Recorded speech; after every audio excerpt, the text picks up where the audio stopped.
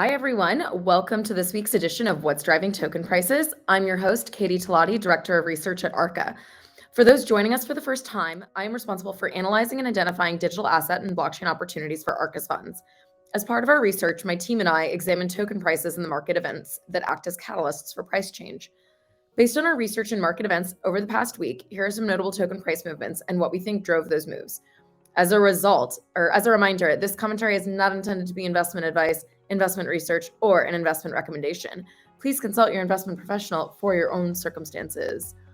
All right, welcome to a new week, guys. We're firmly in February right now, and the market is still being super interesting. This week, we had AI coins rally, which is funny, I guess, because I think that AI has become the new Web3 in terms of buzzwords. So we'll see how long that stands out or that lasts. It's definitely a trend that's reaching beyond crypto into traditional venture as well. Yeah, AI, big data, those are kind of like the narratives that are playing out right now. Some other news, we're looking forward to Shanghai, which is Ethereum withdrawals starting next month. I'll be sure to talk about that as we get closer. Some other fun things that are kind of coming up on the calendar.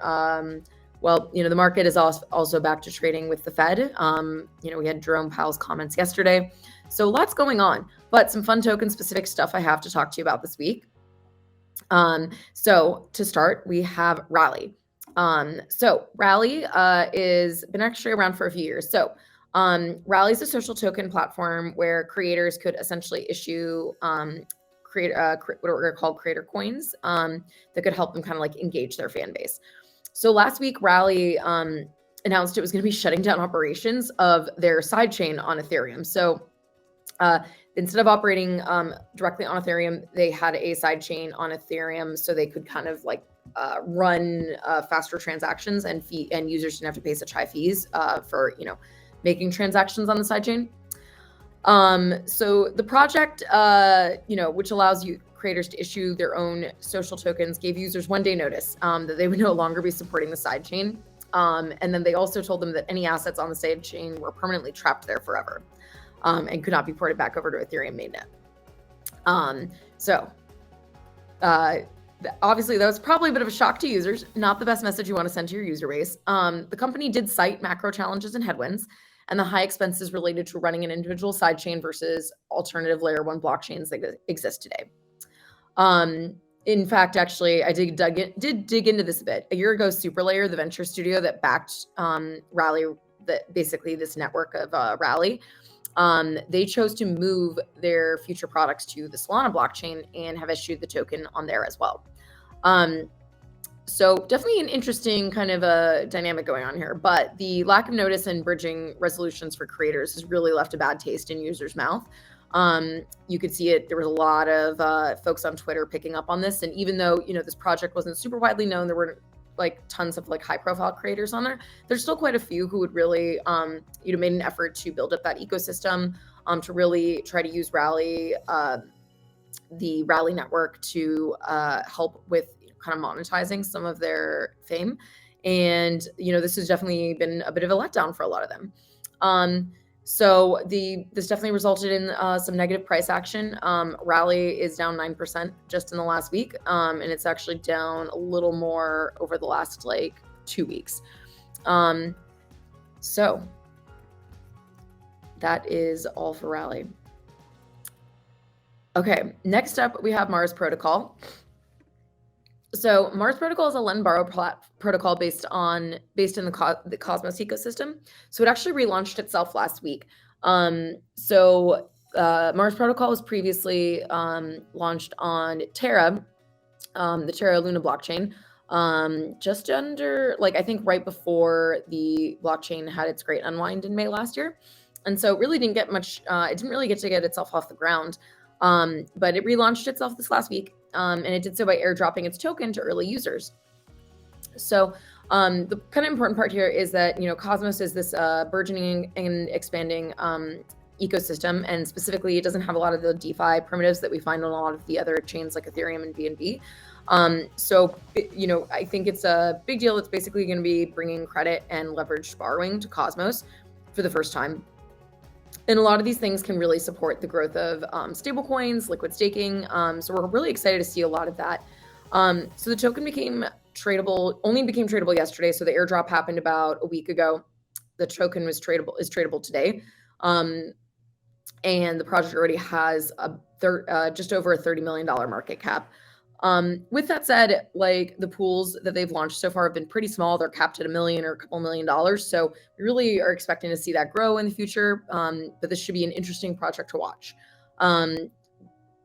As is generally the case with a lot of airdrops, it's gone down a little since starting, but liquidity has also not been super high. So this token is traded down 6% since it started trading yesterday. All right, next up I got for you guys Ethereum Name Service, or ENS. So I don't think I've talked about ENS before. Ethereum Name Service is basically what one would call maybe a public good project, but the basic premise that they're trying to solve for is that instead of having users have super long wallet addresses, that's just that random string of letters and numbers, users can purchase kind of, you can think of it more of like a vanity wallet address. And you can have a name that's just alphanumerical and have it as .eth. So I can buy Katie.eth. I'm sure somebody's actually already purchased that one, but you can buy these like Ethereum ENS, kind of similar to how you would buy DNS web addresses. So ENS is organized as a DAO. They launched a token about a year ago, but they've been around for a while. So as a result, they actually had quite a bit of revenue by selling these initial ENS names and running their own marketplace for these ENSs. So this week they actually passed a vote through their DAO to liquidate $10,000 ETH, which equates to about $16 million and some change into cash. And so they're going to do this in order to fund the project's expenses for the next 2 years.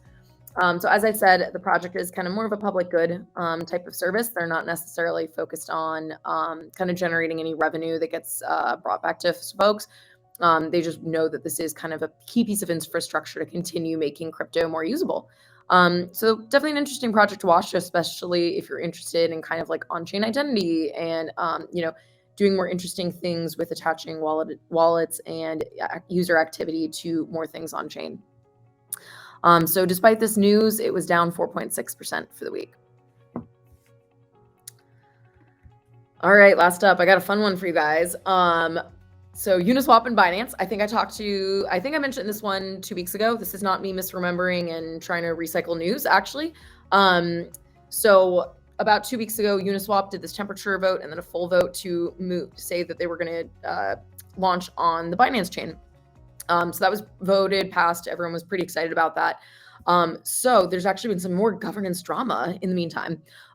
So following this vote, there was another vote, which was still a temperature check, so not like an official locked-in vote, to determine which bridge would be used between Ethereum and BNB chain for the purpose of moving Uniswap to BNB. In the initial vote, users actually selected Wormhole, the Wormhole bridge, as the preferred bridge over the other option, which was Layer 0. However, after the vote was complete, the venture fund Andreessen Horowitz, A16Z for short, announced that they actually supported the use of Layer 0. Layer 0 is technically in A16Z's portfolio. So we can see where there's maybe like a bit of a, conflict of interest that they're going to choose the bridge that they would technically benefit from if it was used by Uniswap. And they basically said, hey, like if we'd voted, we would have used our 15 million Uni tokens that are in cold storage custody, which they couldn't move for a temperature check vote, in favor of Layer 0. So community was really back and forth about this. A lot of people were not really pleased with the idea that they would do this. They ended up, of course, having a follow-up vote, a real vote, in which case A16Z pulled out their 15 million Uni tokens from custody, and they voted in favor of Layer 0. And by doing so, even though the community seemed to more favor Wormhole, they voted kind of in what many saw as the financial gain for their fund versus the overall good or the gain of Uniswap and users. So it's raised a lot of questions about DAO governance. Is it truly decentralized? Should some of these VCs be taking like these kind of stances? And what kind of checks do we have on these power? Not all the answers are there. but it was definitely an interesting discussion to see play out. I'm sure one that we will not see an end to just yet. With all this, Uniswap stayed pretty strong, only down 80 bips for the week, and Binance up 2.9% for the week. And that's all I got for you guys this week. Thanks for joining. I hope you enjoyed our insights. Tune in here again next Wednesday at 1 p.m. Pacific to hear what's driving token prices.